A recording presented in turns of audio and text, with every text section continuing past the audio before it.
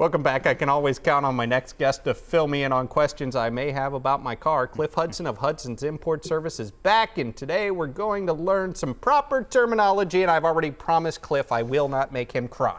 That's wonderful. And just for the record, Roberto is my wife's favorite, and just in the event that you tear up a little bit. Oh, it's for me. Boo-hoo. For weathermen everywhere. Well, I'm married. I've been married for 8 years today. Cliff, let's hear about some cars. There are some common misnomers out there because a couple years ago, my stepbrother, he said, "Oh, Dad, I can't make it home for the holidays because my carburetor is not working properly." And you know, it's taken a long time. We've pretty much gotten past all of this. Years ago, people used to call up all the time and say, "Hey, I think it's time for a tune-up on my car." Yeah. And what they're referring to, and we brought some examples here, cars actually had components that would wear and would actually change the tuning of the engine. The timing would get off, the fuel mixture would get wrong, and the car would really underperform. Okay. Lose fuel economy, pollute badly. And now we have onboard computers that actually tune the car while you drive it. Now, how does that work? I mean, well, basically the onboard computer has so many sensors, so many inputs, that it can actually modify, change, adjust the timing. It has self-control over the fuel mixture. So unlike the cars of yesteryear, and it's taken us a long time, because the key here is what you want to do is you want to give your technician or the person who works on your car, you want to give them your symptom.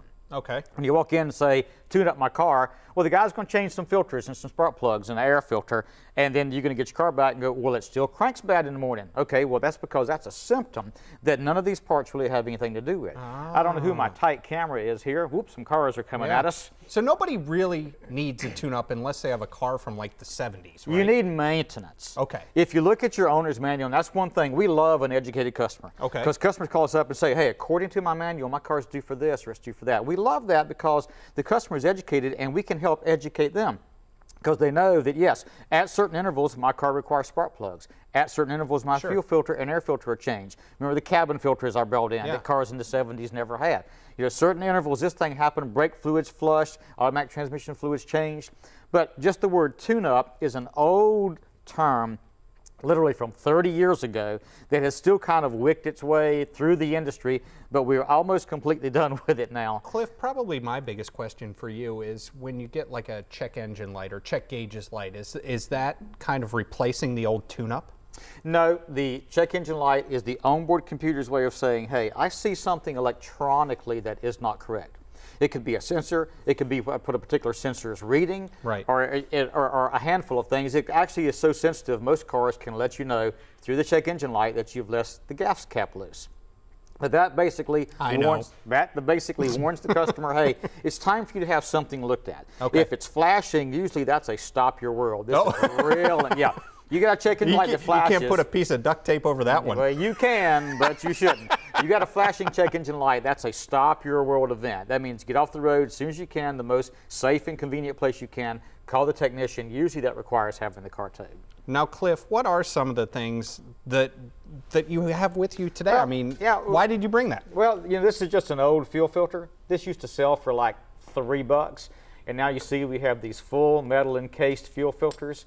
Some of these are like $30-40, and the reason is fuel pressure systems using fuel injection versus carburetors. These systems have tremendous amount of pressure in them. Okay. So we can't run 40 or 50 pounds of fuel pressure through a little tiny plastic cheap filter. So the filter cost has greatly increased, but the reason for that is better fuel economy, much better emissions, and a better performing car. All three go hand in hand. And probably the biggest thing to take away from what we talked about today is a better educated car owner is going to make for better service on their car. Exactly. And when I see someone that bounces all over town, I always ask them the same question: how many family doctors do you have?